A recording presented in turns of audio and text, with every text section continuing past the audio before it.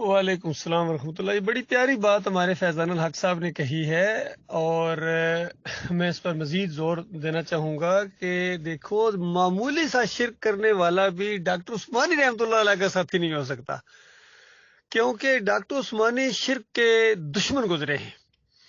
تو اس سے آپ اندازہ لگائیے میرے پیارے بھائیوں کہ جب ڈاکٹر عثمانی رحمۃ اللہ علیہ شرک کے اتنے دشمن گزرے ہیں تو انبیاء کے بارے میں کیا خیال ہے؟ انبیاء تو ان سے کروڑوں گنا زیادہ ایمان والے تھے، کروڑوں گنا بڑے ایمان والے انبیاء گزرے ہیں. یعنی ڈاکٹر عثمانی سے بھی زیادہ جو توحید جنہوں نے پھیلائی ہے اور شرک کے وہ دشمن گزرے ہیں. اس کی ایک مثال میں آپ کو دوں، پھر آپ کو پتہ چلے گا انبیاء شرک کے معاملے میں کتنے سخت ہوا کرتے تھے.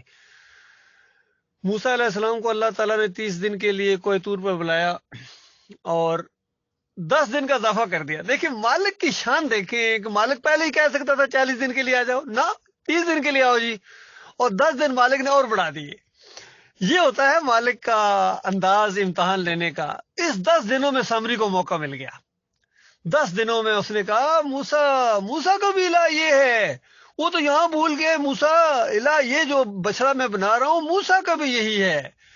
تو اس طرح انہوں نے اس بچڑے کی پوجا شروع کر دی اور سامری نے ان کو ورگلا دیا. اور ان کی جو تورات ہے آج جو ان کے ہاتھوں میں پائی جاتی ہے تبدیل شدہ، اس کے اندر لکھا ہوا ہے کہ ہارون علیہ السلام نے بھی اس بچڑے کی پوجا شروع کر دی تھی. اس طرح ان یہودیوں نے اپنے انبیاء کے اوپر الزام لگایا. بالکل وہی انداز اختیار کیا ہے محمد حنیف صاحب نے. کہتے ہیں ڈاکٹر عثمانی کا یہ عقیدہ ہو ہی نہیں سکتا. ڈاکٹر عثمانی کا بھی یہ عقیدہ تھا کہ یوسف علیہ السلام کو سجدہ ہوا ہے. آپ اندازہ لگائیں، اس کو ہوش ہی نہیں ہے اس بندے کو کہ ڈاکٹر عثمانی جو شرک کا دشمن اور طاغوتوں کا دشمن اور توحید کا دیوانہ اور مجاہد موحد عالم دین گزرے ہیں، اس کے ساتھ اب تمہارا کیا تعلق ہے؟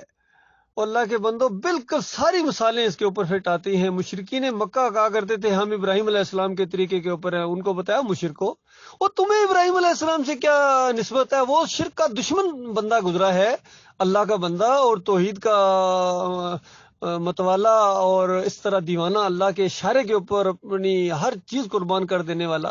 اور تمہارے سامنے اللہ کی باتیں آتی ہیں، تم ٹس سے مس نہیں ہوتے ہو، اور تم کہتے ہو تم ابراہیم علیہ السلام کے دین کے اوپر ہے. ابراہیم علیہ السلام سے تمہارا کوئی تعلق ہے؟ تمہارا کوئی تعلق نہیں ہے ابراہیم علیہ السلام سے. ابراہیم علیہ السلام سے اگر کسی کا تعلق ہے تو وہ یہ ہمارے نبی محمد صلی اللہ علیہ وآلہ وسلم ہیں یا ان کے ساتھی ہیں. یہ سارے کے سارے ابراہیم علیہ السلام کے طریقے کے اوپر ہیں، اور تم میں سے کوئی بھی ابراہیم علیہ السلام کے طریقے کے اوپر نہیں ہے. اس انداز سے یہ معاملہ کیا ہے. تو آج جتنے یہ فرقے پائے جاتے ہیں سارے کہتے ہیں ہم نبی علیہ السلام کے امتی ہیں. ہم ان کو کہتے ہیں تمہارا نبی علیہ السلام کے ساتھ کیا تعلق؟ بے ایمانو، تم تو شرک کے رسیا ہو، تم اپنے اکابرین کی پوجا کرنے والے ہو. اور محمد صلی اللہ علیہ وآلہ وسلم میں زبردست قسم کے موحد انسان گزرے ہیں، اللہ کے آخری نبی، اور شرک کے دشمن گزرے ہیں. اور کئی موقعوں کے اوپر نبی علیہ السلام کے سامنے اگر ذرہ برابر کسی نے شرک کی کوئی بات کی، کوئی اشارہ ہوا تو نبی علیہ السلام کا چہرہ سرخ لال ہو جاتا تھا، اور نبی علیہ السلام کہتے تھے سبحان اللہ سبحان اللہ سبحان اللہ سبحان اللہ. اس طرح نبی علیہ السلام پکارنا شروع ہو جاتے تھے، اور صحابہ کہتے ہیں ہماری خواہش ہوتی تھی کاش نبی علیہ السلام چپ ہو جائیں. اس طرح نبی علیہ السلام شرک کے دشمن گزرے ہیں. اللہ کے بندو، کوئی دین کو مذاق سمجھا ہے؟ جس طرح ہمارے فیضان الحق صاحب بار بار یہ کہہ رہے ہیں کہ موت سر پر کھڑی ہے، کسی ٹائم موت آ سکتی ہے، اور جہنم منہ کھولے انتظار کر رہی ہے شرک کرنے والوں کا. وہ بے قرار ہے، وہ جوش میں ہے، وہ تو کہہ رہی ہے کہ کب آئیں گے، دیری ہو رہی ہے، میرے اندر آئیں تاکہ میں ان کو پیس کے رکھ دوں. اس طرح وہ انتظار کر رہی ہے.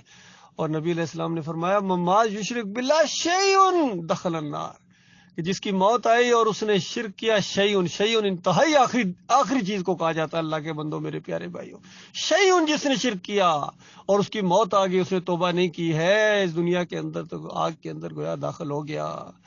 اور میرے پیارے بھائیوں، یہ سجدہ تعظیمی تو زمین اور آسمان کو پھاڑ دے اللہ کے غصے کی وجہ سے.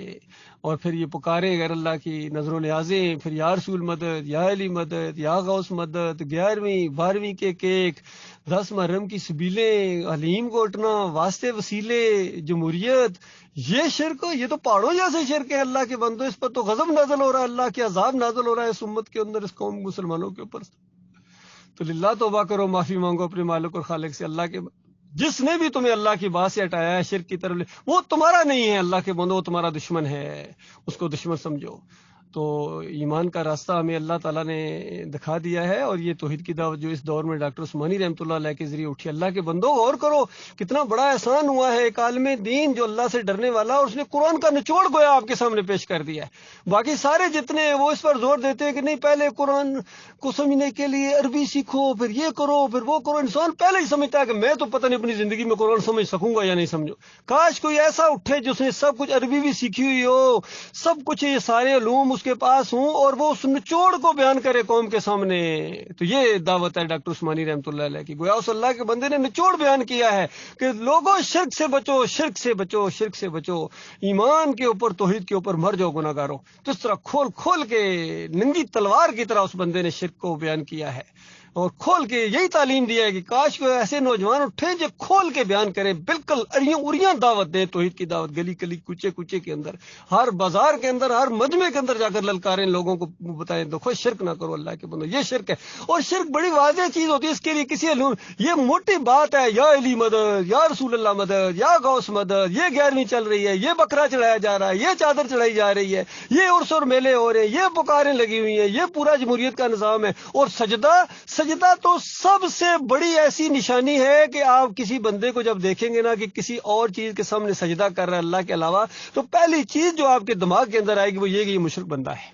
باقی دوسری چیزیں تو پھر اس کے بعد کئی دفعہ چیزیں ہوتی ہیں، لیکن یہ چیز سجدہ کرنا، وہ کسی درخت کے ساتھ جھنڈے باندھ کے کوئی سجدہ کر رہا ہو، قبر کے سامنے سجدہ کر رہا ہو، مورتی کے سامنے سجدہ کر رہا ہو، یا کسی انسان کے سامنے، وہ انسان سامنے بیٹھا اس کے سامنے جا کے سجدہ کر رہا ہو جس طرح پیروں کو کرتے ہیں، تو پہلی بات جو آپ کے دماغ کے اندر آئے گی وہ یہی آئے گی کہ یہ شرک کر رہا ہے، یہ مشرک ہے۔ اللہ کے بندو یہ معاملہ ہے، غور و فکر کرو میرے پیارے بھائیوں۔